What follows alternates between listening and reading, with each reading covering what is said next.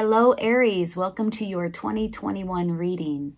Now, I know that 2020 has been a veritable shit show and that it's been really heartbreaking for a lot of people in a lot of different ways. So I'm hoping that these 2021 readings will show a shift in a more positive direction.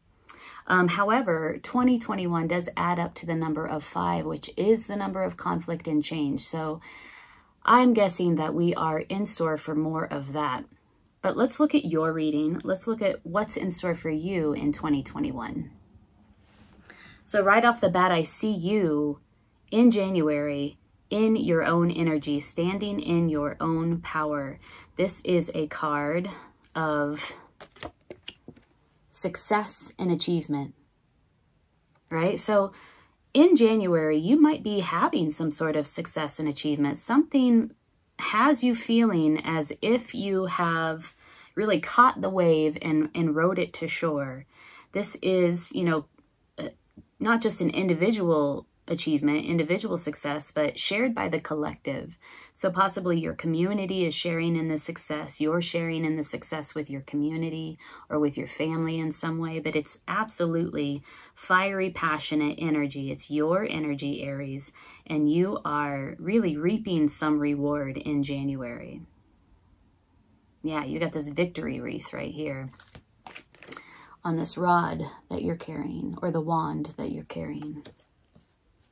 Beautiful. In February, we have a letting go of some sort of tangible thing. Letting go of resources, maybe an act of generosity. But maybe if you've held on tight to your resources in the past, maybe you felt like you haven't had enough to give, you haven't had enough for yourself.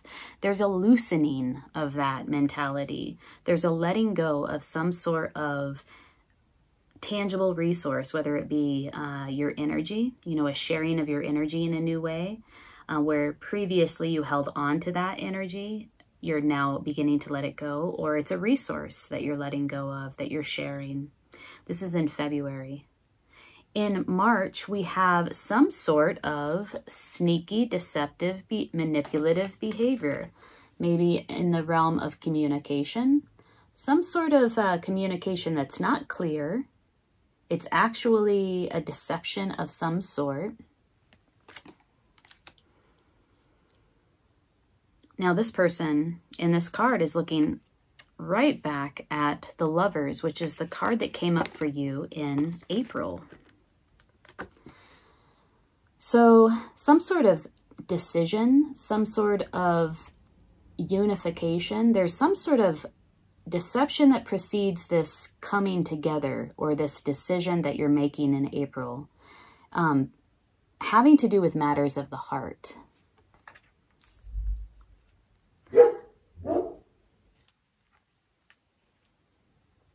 Now, listen, overall, we're starting to get into the part of this reading where we're going to talk a lot about choices and new beginnings and offerings.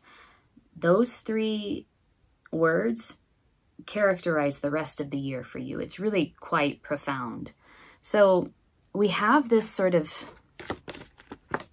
sneaky communication, deceptive communication that defines this choice that has to do with a matter of the heart, or this unification, maybe this coming together of 2 people in some sort of emotional way. And this is followed by, let me see if I can put all these together so that you can see them at once. This is followed by another choice. And again, another choice, and another choice. We have two lovers, a juggling of 2 options or 2 choices, and a coming together of 2 minds or 2 people, another choice. So March, April, May, and June are all about juggling some options and making that one choice. And it does seem to have to do with matters of the heart. It has to do with love. And it also has to do with things that are tangible. So money, house, body, home, career. There is a juggling of options here in May particularly that have to do with the tangible world, the 3D world. Some sort of decision being made. It could also be that you have two choices in love. All of this, though, is preceded by this sort of sneaking off, preceded by this deception, some sort of deceptive communication, manipulative communication, and that's in March. Looking back, it sort of like triggers this decision. It triggers this opening up of options. It triggers this decision around the heart, at the heart level, around emotions, and also around your tangible resources, also around the 3D world for you. So that is January through May. Now we're getting into the second part of 2021. Whatever choice you are being called to make at the end of the first half of the year, when you get into July, that choice has been clarified for you, and it's becoming more clear which choice is the best option for you. Here we have in July an offering of some opportunity. And again, it has to do with your home, your work, your money, has to do with the tangible realm. And then finally, in August, maybe not finally, but next, in August, we have the King of Pentacles. Notice that there's one pentacle here and there's one pentacle here. Some choice has been made that will bring you long-standing stability and long-term abundance. This King of Pentacles has worked really hard his entire life to amass the fortune or the abundance that he has surrounding him in this card. And it is about legacy. It's about family. It's about sharing with family. It's about creating a legacy for yourself and for your family. Being able to offer and share your wealth, your abundance with others. And that comes in August, July and August. So yeah, there seems to be around this time a choice that's made that has to do with work, career, vocation, family, home, that really will bring you long-standing stability and security, and is sort of the first step on that path of amassing a great deal of abundance around yourself in your life. But here in September, we see that some new beginning, again, in the same tangible way, because it's a Pentacles as well, has stalled. There's some sort of thwarted movement around this new beginning. This is in September. It's in reverse. So it's like you pick up momentum, you have a choice to make, you make the choice, you study the choice, you have some sort of new opportunity, you're on the path to building this abundance in your life around this choice that you've made, around this opportunity that you've had. And then there's like some sort of stall that happens right around the time of September. And you have to dig deep to get it unstuck. So this is connecting with your intuition, really connecting with your inner wisdom and finding the answer within yourself. So it really triggers this like deep query, internal query. I feel like I dropped a card. Yes, I did. So yeah, turning within to really look at why this has come to a screeching halt is what I'm hearing. Why this momentum has come to a halt in some way for you. A turning within to figure that out for yourself. In November, you're feeling very burdened. You're feeling probably exhausted. You are at the end of a great deal of work, a great deal of emotional labor is what came up for me. It's also just a great output of energy, right? Look at how many wands this person is carrying. It's clearly too heavy a load, but somehow he's still carrying this load. And it's a 10, so it's a number of finality. He's very close to the end, but feeling exhausted for sure. like you're outputting a lot energetically. And then finally in December, we have another offering, another divine cup of love being offered, another opportunity, and yet you're not quite able to connect with it. You have all of these other opportunities, and I do see that there are so many cups being offered to you in 2021. So it could be that you have all of these cups and you're focused on the 3 cups, that you're kind of missing this opportunity that's very divine coming for you. So this is in December. So maybe you're very focused on this thing that was lost or this thing that was halted. Here. This thing that was halted here. That when it comes back around to you again in December, maybe looking quite different. You don't quite see it. So just to recap here before we pull a key card for you for the year, you start the year off strong in this place of success and achievement. You're standing in your own energy, and it's individual success and achievement, but it's also shared by the collective. It's shared by a community, shared by a family. And it's really victorious and it's really beautiful. You're coming off of a great achievement, great success. You've caught the wave and you've ridden it to shore.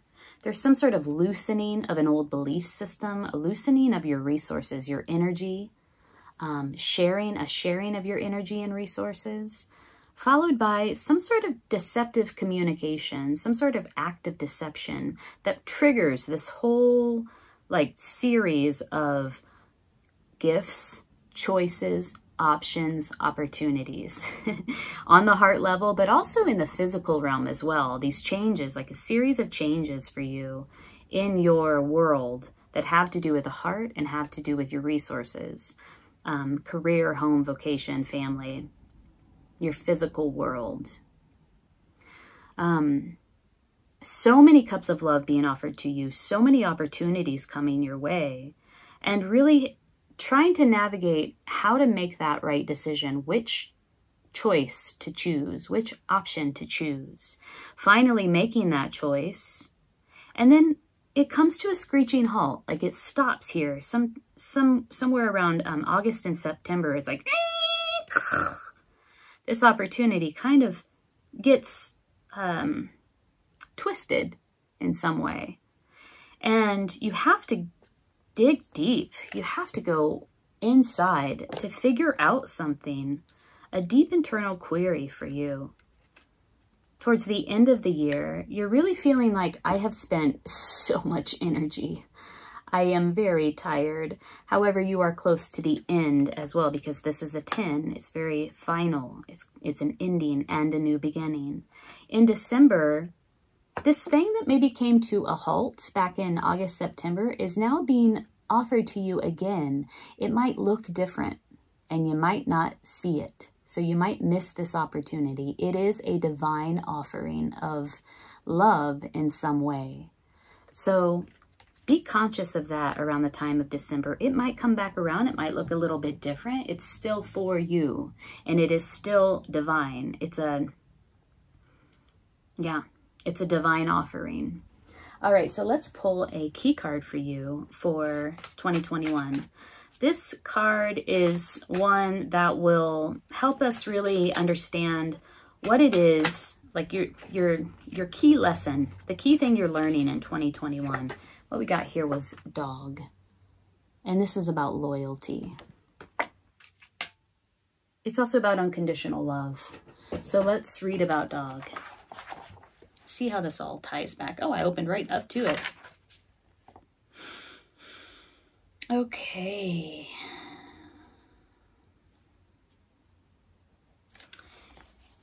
Okay.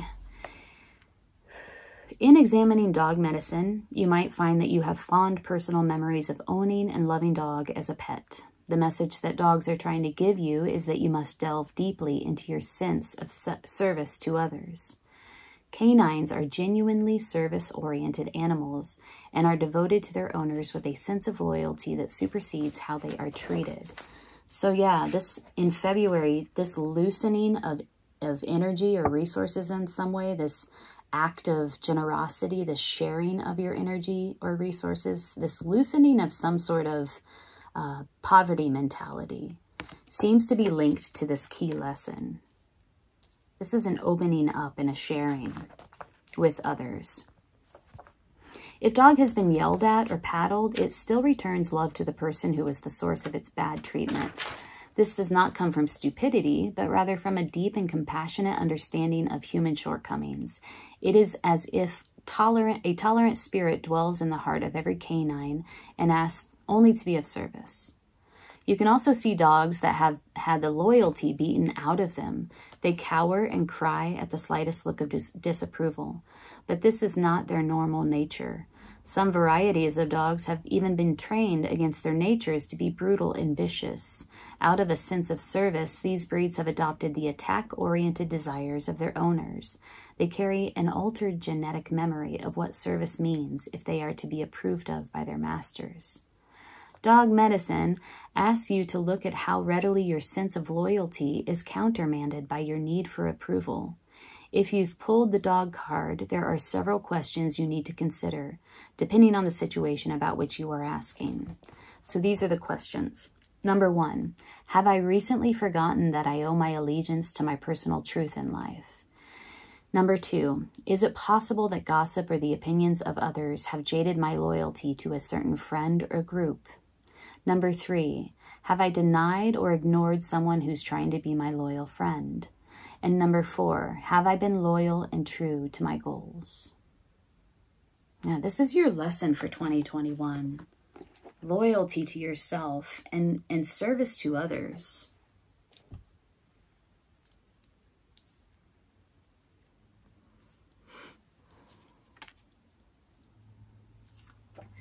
I'm looking at these cards here. It's just that you have so many offerings, so many opportunities, so many options and choices to make. And it really strings through at least half of your year. It begins in, let's see, January, February, March, April. It begins in April. Starts to begin in February. That's the trigger. February is the trigger. There's some sort of deception that happens in February. And then it triggers this whole series of several months, 1, 2, 3, 4, 5, 6 months, if not the rest of the year, of like going back and forth, you know, like back and forth between two options, making that one choice, grasping that one cup of love or that one opportunity that again at the end of the year is being offered to you. It might be repackaged, it might look differently, but again, it's this opportunity, it's that one opportunity. So navigating that, I believe, is the trick and the challenge. Navigating that with consciousness and awareness will be the trick and the challenge for you. And then again, woven throughout this is like this key lesson, which is service to others, loyalty, really understanding what that means for you. What does it mean to be loyal? I wonder if this lesson of loyalty isn't tied to this act of deception in February, this deceptive act or deceptive communication. Maybe there's a question of who deserves your loyalty. Wow. All right, Aries, that was your 2021 reading. If it resonated, please hit the like button so that it can circulate, and consider subscribing to my channel. I hope you have a beautiful year. Take good care.